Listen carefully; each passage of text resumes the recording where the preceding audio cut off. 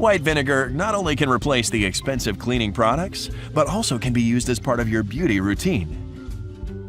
Here are 5 brilliant ways to use vinegar instead of cosmetic products. 1. To make your hair silky.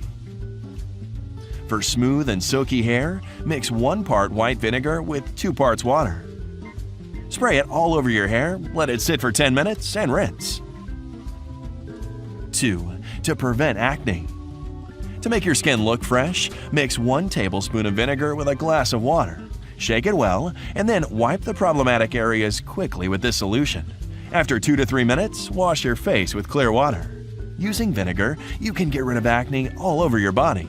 Now keep in mind that the solution shouldn't be strong. 3. To neutralize cigarette smoke odors. To neutralize smoke odors, pour vinegar into a bowl and put it in the place where you want to eliminate the bad smell. 4. To make nail polish stay on longer.